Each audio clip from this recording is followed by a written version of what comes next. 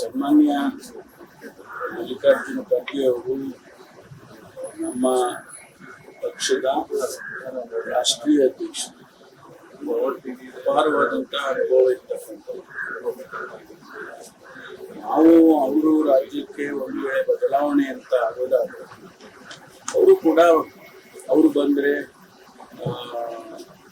ಯಾರು ಅವರ ಅನುಭವದ ಮುಂದೆ ಬೇರೆ ಯಾರು ಮಾತನಾಡೋದಿಲ್ಲ, ಎಲ್ಲರೂ ಅಕ್ಸೆಪ್ಟ್ ಮಾಡ್ತಾರೆ ಅನ್ನುವಂಥ ಮಾತನ್ನ ನಾನು ಕೂಡ ಹೇಳಿದ್ದೆ. ಜನ ಹೇಳಿದ್ರು, ನಾನು ಕೂಡ ಹೇಳಿದ್ದೆ. ಅದಕ್ಕೆ ಅವರು ಉತ್ತರ ಕೊಡ್ತಕ್ಕಂಥ ಸಂದರ್ಭದಲ್ಲಿ ಅವರು ತಿಳಿಸಿರ್ತಕ್ಕಂಥದ್ದು ಸದ್ಯಕ್ಕೆ ಮುಖ್ಯಮಂತ್ರಿಗಳಿದ್ದಾರೆ.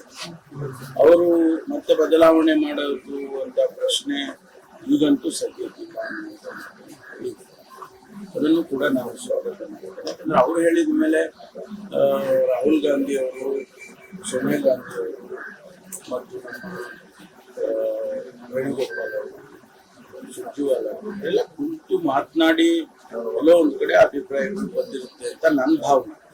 ರೈಟ್ ಅವರು ಆದ್ರಿಂದ ಅವ್ರು ಹೇಳಿದಂತ ಮಾತಿಗೆ ಬಹಳ ಪ್ರಾಮುಖ್ಯತೆ ಇರುತ್ತೆ ಅಂತೇಳಿ ನಾನು ಹೇಳ್ತೇನೆ. ಅದರಿಂದ ಅದು ಅಲ್ಲಿಗೆ ಮುಗಿಯುತ್ತೆ ಸದ್ಯಕ್ಕೆ. ಈಗ ತುಂಬಾ ಗೌರವವಾಗಿ ಮಲ್ಲಿಕಾರ್ಜುನ ಖರ್ಗೆ ಮಾತನ್ನ ಒಪ್ಕೋಬೇಕು ಅಂತ ಹೇಳ್ತಾರೆ. ಆದ್ರೆ ಕೆಲವರು ಪದೇ ಪದೇ ವಿಚಾರಗಳನ್ನ ಮಾತಾಡ್ತಾ ಇರ್ತಾರೆ, ನಾಯಕತ್ವ ಬದಲಾವಣೆ ವಿಚಾರಗಳನ್ನ. ಈಗ ಇಕ್ಬಾಲ್ ಹುಸೇನ್ ಹೇಳಿದ್ರು 15ಕ್ಕೆ ಡಿ ಕೆ ಶಿವಕುಮಾರ್ ಅವರು ಸಿಎಂ ಆಗ್ಬೇಕು, ಗುಡ್ ನ್ಯೂಸ್ ಬರುತ್ತೆ ಅಂತ. ಹೈಕಮಾಂಡ್ ಅನ್ನ ಮೀರಿ ಮಾತಾಡ್ತಕ್ಕಂಥದ್ದು ಎಷ್ಟು ಸರಿ ಇರ್ತದೆ? ಅವರು ಸೇರಿದಂತೆ ಬೇರೆ ಬೇರೆ ಅವ್ರು ಮಾತಾಡೋದಕ್ಕೆ ನಾನು ಉತ್ತರ ಕೊಡಕ್ಕಾಗಲ್ಲ. ಆದ್ರೆ ನಮ್ಮ ಅಭಿಪ್ರಾಯವನ್ನ ನಾವು ಹೇಳ್ಬೋದಲ್ಲ. ನಮ್ಮ ಅಭಿಪ್ರಾಯದ ಪ್ರಕಾರ ಅಖಿಲ ಭಾರತ ಕಾಂಗ್ರೆಸ್ ಪಕ್ಷದ ಅಧ್ಯಕ್ಷರು ನಮ್ಮ ಪಕ್ಷದಲ್ಲಿ is the supreme authority. Rahul Gandhi ಅವರು, ಸೋನಿಯಾ ಗಾಂಧಿ ಅವರು ಕೂಡ we call them as high command.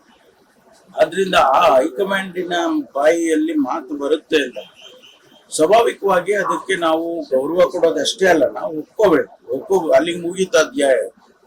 ಆದ್ರಿಂದ ಅದ್ರ ಬಗ್ಗೆ ಹೆಚ್ಚು ವ್ಯಾಖ್ಯಾನ ಮಾಡೋದ್ರಲ್ಲಿ ಅರ್ಥವಿಲ್ಲ ಅಂತ ಫುಲ್ ಸ್ಟಾಪ್ ಅಂತ ನೋಡ್ತೀವೋ. ಸಂಪೂರ್ಣ ನ್ಯೂಸ್, ಇದು ನೊಂದವರ ಧ್ವನಿ.